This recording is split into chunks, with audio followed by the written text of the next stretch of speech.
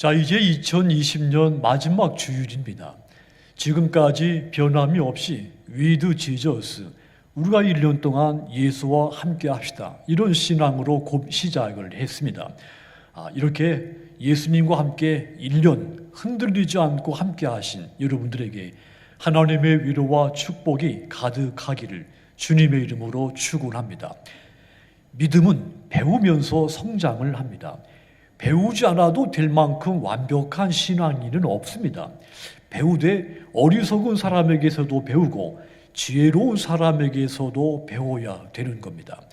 더군다나 요즘같이 믿음을 지키기 불편하고 힘든 이 코로나 시대에서는 더더욱 배워야 됩니다.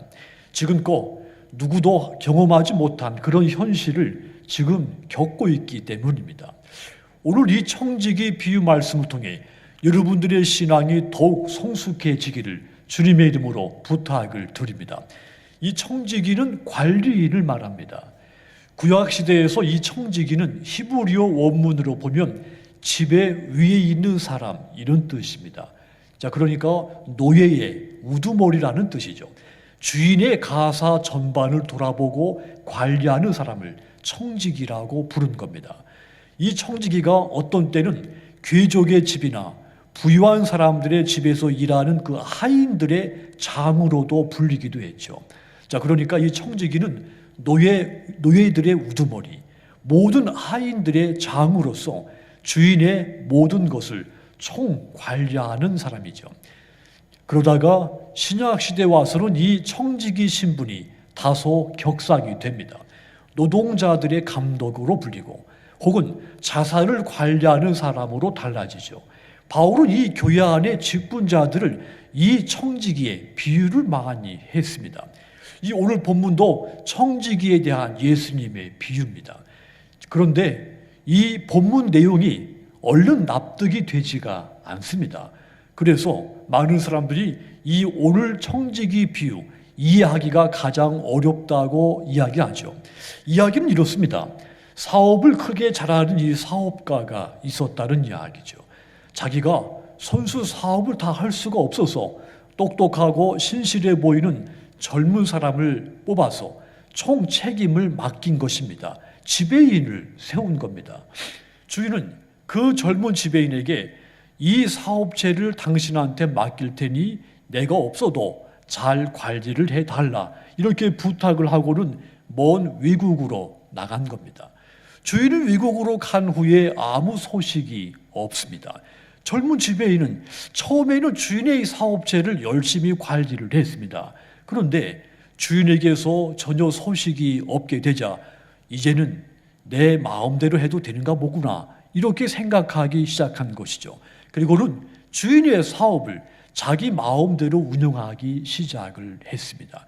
그러면서 자기 손에 많은 돈이 들어오기 시작했고, 그러면서는 이제 이 사업을 관리하는 것보다는 노는 것에 더 관심을 갖기 시작을 했습니다. 그렇게 1년이 지나고 또 3년, 5년이 지나는 동안 주인에게는 이따금씩 문안 편지 정도 외에는 그에게 구체적인 보고사항은, 지시사항은 이 젊은 지배인에게 따라오지 않은 겁니다. 이 젊은 지배인은 아무래도 우리 주인은 이 사업에는 별로 관심이 없고 외국에서 사는 것이 더 즐거운가 보다, 이 생각에 미치게 되죠. 그래서 이제는 아예 자기 마음대로 사업을 관리하고 돈도 자기 마음대로 낭비하면서 하루하루 즐기기 시작한 겁니다. 그런데 주인이 어느 날 연락을 했습니다. 내가 돌아가려고 하는데 그동안 사업을 어떻게 경영했는지 모든 것을 보고할 준비를 하거라. 이 젊은 지배인은 큰 위기를 만나게 된 거죠. 주인의 돈을 자기 것처럼 낭비했기 때문입니다. 거기에다가 많은 돈을 썼는데 당당하게 내놓을 만한 그 근거 서류 하나 준비해 놓지를 않았기 때문이죠. 이제 주인이 와서 결산을 하게 되면 쫓겨나는 것은 물론이지만 감옥에 가게 될지도 모르는 그런 상황이 찾아오게 된 겁니다. 그래서 그가 가만히 생각했습니다. 이제 주인한테 쫓겨나는 것은 뻔하고 쫓겨나면 내가 갈 데가 없고 그렇다고 나를 돌봐줄 사람도 없고 이거 아주 큰일 났구나 이 생각에 미친 겁니다. 그때 이 젊은 지배인에게 비상한 생각이 하나 떠오른 것이죠. 젊은 지배인은 자기 주인에게 빚진 사람들을 다 불러 모았습니다. 그리고는 그들에게 인심을 쓰기 시작한 것이죠. 빚진 사람들을 불러서 당신은 우리 주인에게서 1,000만 원을 빚졌지요. 내가 그 절반으로 탕감해 주겠습니다. 그러니 이 증세에다가 500만 원이라고 쓰시고 500만 원을 빨리 가져오십시오. 1,000만 원을 빚진 사람이 절반만 갚아도 된다고 하니까 그 얼마나 좋겠습니까? 그래서 그는 그 500을 빨리 가져다 온 것입니다. 또 다른 사람에게는 1,000만 원에 빚진 것을 800만 원만 갚으라고 하죠. 그리고는 그 사람에게는 아유 구체적으로 내가 어려워지면 나중에 좀 나를 돌봐달라 이렇게 부탁까지 합니다. 빚을 탕감받은 사람 너무도 기쁘고 고마운 나머지 그런 것은 전혀 문제가 되지 않는다고 이야기하죠. 자, 이 젊은 지배인이 이렇게 하는 데는 자기 나름대로 속셈이 있는 겁니다. 이렇게 하면 이 빚을 탕감받은 사람들 나한테 큰 은혜를 입게 된 것이다. 그래서 내가 주인에게 쫓겨났을 때 이 사람들이 내가 자기들에게 베푼 은혜를 생각해서 나를 잘 돌봐줄 것이다. 이런 기대를 가진 겁니다. 마침내 위국에 갔던 주인이 돌아왔죠. 돌아와서 보니 재정 상황이 엉망이 된 겁니다. 하지만 한편으로는 화가 나지만 그런데 또 다른 한편에서는 나한테 쫓겨날 것을 알고 빚 정리를 해놓은 것을 보니까 또 다른 한편에서 보면 이 젊은 지배인이 똑똑하다는 생각도 든 겁니다. 이야기 내용은 여기까지입니다. 자, 이 이야기 속의 청지기, 그러니까 이 젊은 지배인은 매우 지혜로운 사람이었죠. 물론 그의 생각이나 처신은 정직하지 못했습니다. 하지만 위기를 극복하는 지혜는 참으로 놀라웠습니다. 주인도 그의 그 지혜를 칭찬을 한 겁니다.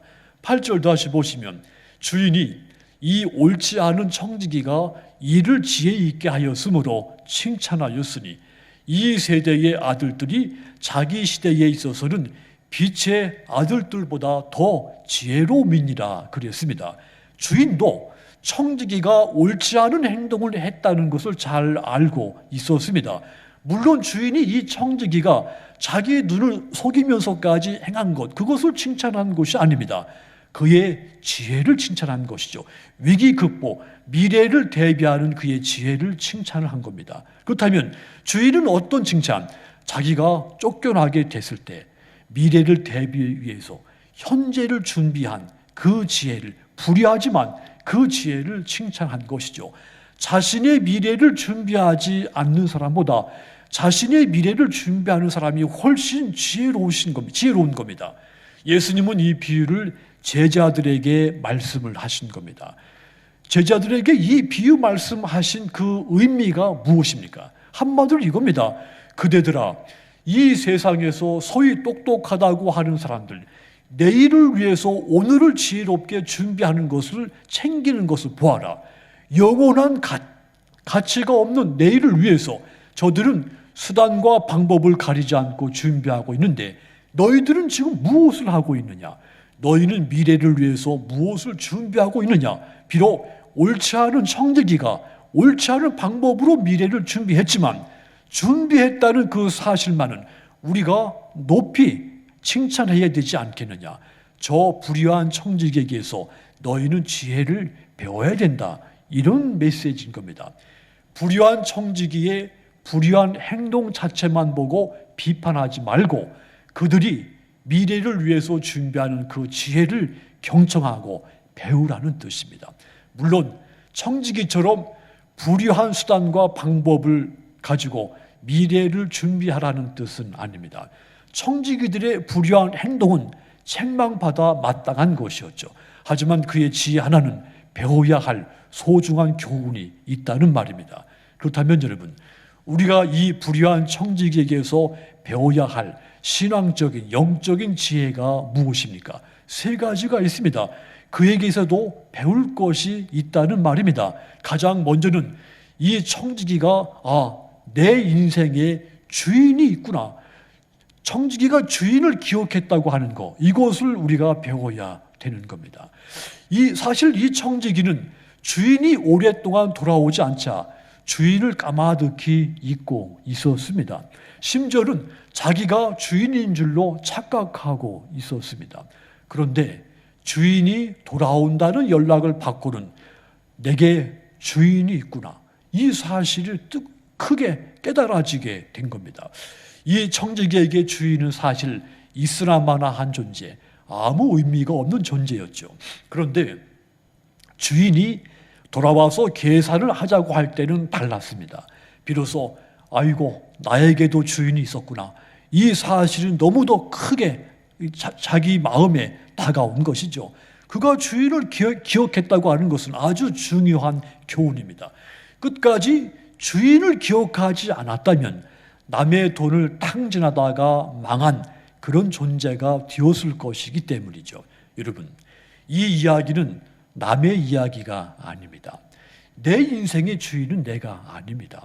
하나님은 나를 만드셨고, 나를 구원하셨고, 나를 천국 백성 삼으셨습니다. 나를 하나님의 일꾼으로 세우셨습니다. 우리는 철저하게 하나님으로부터 부여받은 삶을 살고 있는 겁니다. 청지기의 인생을 살고 있는 겁니다. 그래서 나의 주인은 내가 아니라 하나님이십니다, 이런 신앙을 고백해야 하는 겁니다. 그런데 우리가 이 고백대로 하루하루 주인 되시는 하나님을 의식하면서 살아가십니까? 오히려 내 인생의 주인이 나라고 생각하고 산 것이 지금까지 저와 여러분들의 인생이었습니다. 하나님이 계시지 않는다고 주장하는 사람들을 무신론자라고 말하죠. 이 무신론 가운데 실천적 무신론이라는 것이 있습니다. 이 무슨 말하면 하나님이 안 계신다, 그렇게 생각하는 것이 아니라 하나님은 계신다고 믿지만 하나님이 계시지 않는 것처럼 사는 사람, 그런 사람을 실천적 무신론자라고 이야기합니다. 그렇다면 여러분, 우리 안에 이런 실천적 무신론자 같은 요소는 없습니까? 하나님이 존재하지 머리로는 인정하면서 실제 생활에서는 하나님과 전혀 상관이 없이 하나님이 계시지 않은 것까지 살지는 않느냐, 그런 말입니다. 바울은 디도서 1장 16절에서 이런 사람들에 대해서 이야기했죠. 그들이 하나님을 시인하나 행위로는 부인하니 가증한 자요, 복종하지 아니하는 자요, 모든 선한 일을 버리는 자니라 그랬습니다. 하나님이 없는 것 같이 사는 사람을 책망한 겁니다. 내 관념 속에, 내 이론 속에 내가 기도할 때만 종교적이고 형식적인 언어로 주여 이렇게 말을 하지만 하나님과 전혀 상관이 없이 살아가는 그런 사람들이 존재한다는 말입니다. 그런데 여러분, 분명히 기억해야 할 것이 있습니다. 하나님이 없는 것 같이 사는, 자기 마음대로 사는 사람에게도 반드시 결산의 날이 찾아온다는 사실입니다. 그들의 주인 되시는 창조주 하나님 앞에 서야 되는 마지막 날, 심판의 날이 언젠가는 그들에게도 찾아온다는 사실을 기억해야 하는 겁니다. 그때 그들은 슬피 울며 이를 갈게 될 것입니다. 그때서야 내 인생에 주인이 있었구나, 이렇게 깨닫게 될 것입니다. 하지만 그때는 이미 늦은 겁니다. 젊은 지배인, 나쁜 청지기임에는 틀림이 없습니다.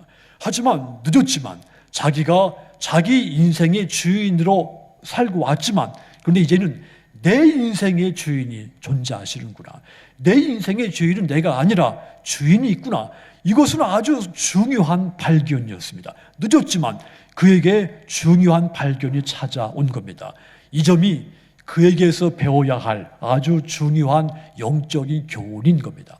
여러분, 2020년 한 해 동안 여러분은 내 삶의 주인이신 하나님을 기억하며 살아오셨습니다. 하지만 만약 내 삶의 주인이신 하나님을 잊어버리고 살았다면 이 마지막 주일에 결산하는 이 시간에 하나님만이 나의 주인이십니다, 이런 큰 신앙의 고백을 드리기를 주님의 이름으로 부탁을 드립니다. 그리하여 칭찬받는 지혜로운 청지기들이 다 되시기를 주님의 이름으로 축원합니다. 또한 우리가 이 불의한 청지기에게서 배워야 할 또 한 가지가 있습니다. 나는 청직이구나. 이 사실을 깨달은 것, 이것 또한 우리가 배워야 되는 겁니다. 그가 자기에게도 주인이 있다는 사실을 깨닫는 순간 동시에 나는 청직이구나, 이 사실도 깨닫게 된 겁니다. 그가 그의 주인을 발견하는 순간 자신은 상대적으로 나는 주인이 아니고 나는 청지기에 불과하다, 이것이 자연스럽게 깨달아진 것이죠. 여러분, 우리가 가진 모든 것은 우리의 것이 아닙니다. 그런데 우리는 그것을 내 것이라고 생각하면서 지금까지 살아왔습니다. 그러니까 내 것은 내가 내 마음대로 할 수 있다고 생각하고 지금까지 살아온 겁니다. 하지만 사실은 내 마음대로 할 수 있는 것은 내 앞에 있는 존재하는 것 가운데 아무것도 없습니다. 우리는 단순히 주인의 것을 맡아서 관리하는 청지기에 불과합니다. 이것을 우리는 반드시 기억을 해야 되는 겁니다. 청지기는 청지기답게 관리를 잘해야 됩니다. 청지기는 주인의 것을 성실하게 관리를 해야 합니다. 청지기로서 넘어서는 안 되는 선도 있습니다. 요셉이 보디발의 집에 총무로 있을 때 그가 취했던 행동은 청지기로서 어떻게 살아야 되는지 우리에게 큰 교훈을, 깨달음을 주는 중요한 모습이죠. 창세기 39장 9절 보시면 이 집에는 나보다 큰 이가 없으며 주인이 아무것도 내게 금하지 아니하였어도 금한 것은 당신뿐이니 당신은 그의 아내임이라. 그런즉 내가 어찌 이 큰 악을 행하여 하나님께 죄를 지으리까? 요셉이 보디발의 아내의 유혹을 받자 자신의 위치를 분명하게 밝히면서 유혹을 단호하게 물리친 이야기입니다. 요셉은 자기에게 주어진 임무가 어디까지인지 그 선을 정확하게 알고 있었던 것입니다. 그래서 그가 칭찬받는 지혜로운 청지기가 될 수 있었던 겁니다. 하나님은 우리에게 생명을 맡기셨습니다. 재물도 맡기셨고 권력도 맡기셨습니다. 지식도 줬습니다. 재능도 맡기셨고 자녀들도 우리에게 맡기셨습니다. 우리를 청지기로 삼으시고 맡기신 겁니다. 그런데 이 모든 것을 내 마음대로 하라고 맡기신 것이 아닙니다. 주인이신 하나님의 뜻대로 사용하라고 맡기신 겁니다. 뿐만 아니라 주인이신 하나님이 원하시는 그 시간까지 맡기신 겁니다. 누가복음 12장에 보면 아주 불행한 어리석은 부자 이야기가 있습니다. 자, 이 사람은 농사가 잘 되는 것을 보고 금년 가을에 풍년이 들어서 추수가 아주 풍성하겠구나 생각을 했죠. 그래서 현재까지 지금 사용하고 있는 창고만 가지고는 금년 가을에 추수한 곡식들을 다 보관할 수가 없겠다 싶어서 창고를 넓혀야 되겠다 생각하고 창고 확장 계획을 세우고 설계를 하고 공사를 했습니다. 이 사람의 예측이 맞았습니다. 그래서 많은 곡식을 거둬서 이미 확장해 놓은 창고에 가득가득 쌓아 놓을 수가 있었습니다. 그는 너무 만족스러웠습니다. 생각만 해도 잠을 설칠 만큼 흥분 뛰고 흡족했죠. 하여 그날 밤 자기 자신에게 속삭였습니다. 내 영혼아, 여러 해 쓸 물건을 많이 쌓아뒀으니 평안히 쉬고 먹고 마시고 즐거워하자. 그런데 그날 밤에 하나님이 그에게 나타나서 이 사람에게 말씀했죠. 이 어리석은 자여. 하나님은 이 사람을 어리석다고 책망을 했습니다. 이 사람이 왜 어리석은 사람입니까? 이 사람은 오늘날의 가치관으로 보면 절대 어리석은 사람이 아닙니다. 이 사람이 오늘날 살고 있는 사람이라면 어떠했을까요? 모든 사람들로부터 배움의 또 이 멘토의 대상이 됐을 사람이죠. 수확량이 늘 것을 생각하고 창고를 확장하는 일까지 착수했다면 앞을 내다보는 통찰력을 가진 사람이고 계획성이 있는 사람이라고 인정을 받았을 겁니다. 남들이 잠자고 있는 시간에, 남들이 그냥 생산적이지 않은 시간에 놀고 있을 때 자기 사업의 성공을 위해서 연구하고 계획하고 부지런히 사업 계획을 추진했습니다. 그의 계획이 들어맞았습니다. 이런 사람이 지금 살고 있다면 그는 성공한 경영인이 되는 겁니다. 모든 사람들의 칭찬과 선망의 대상이 될 수 있는 사람이죠. 그런데 하나님은 그에게 어리석은 자요, 오늘 밤에 네 영혼을 도로 찾으리니 그러면 네 예비한 것이 내 것이 되겠느냐. 내 목숨이 내 것이 아니다. 네 목숨은 네 것이 아니라는 말씀입니다. 이 땅의 모든 것 중에 내 것은 아무것도 없습니다.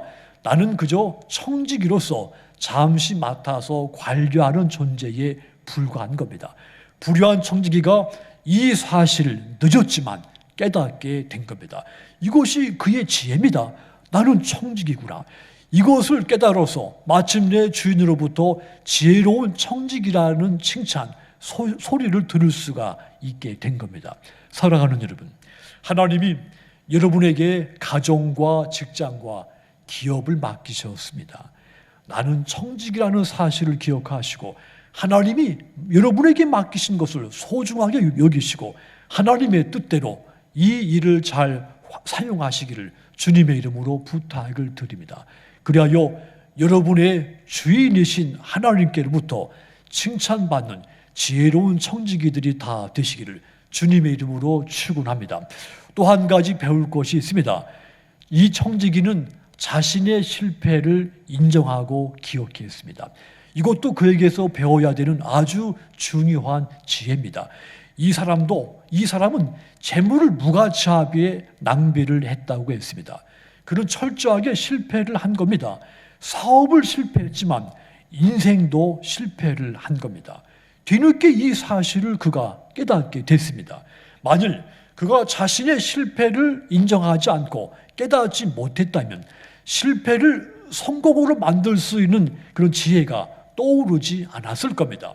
오히려 자신이 지금까지 행했던 그 불효한 사실을 감추기 위해서 또 다른 불효한 생각을 품게 되었을 겁니다. 그랬더라면 그는 더 실패한 사람이 되고 말았을 겁니다. 자신의 실패를 깨닫는 것은 아주 중요한 일입니다. 자신의 실패를 숨기는 사람은 결코 성공하지 못합니다. 기회가 찾아오지 않습니다. 오히려 실패만 더 깊게 하게 됩니다. 반대로 자신의 실패를 기억하는 사람은 성공할 수 있는 기회가 찾아옵니다. 이것은 불의한 청지기가 우리에게 주는 아주 값진 영적인 교훈입니다. 이 시간 나는 청지기로서 바르게 살아왔는지 돌아보도록 하십시오. 지금까지 청지기의 사명을 다하지 못했다면 나는 실패한 청지기가 된 겁니다. 하나님이 나에게 맡기신 것들을 탕진한 사람이 된 겁니다. 하지만 여러분, 그런 실패를 깨닫는 순간, 곧 돌이킬 수 있는 순간인 겁니다. 누구나 다 실패할 수 있습니다. 목사인 저에도 영적인 삶에 실패할 수 있습니다. 하지만 실패를 깨달으면 성공할 수 있습니다.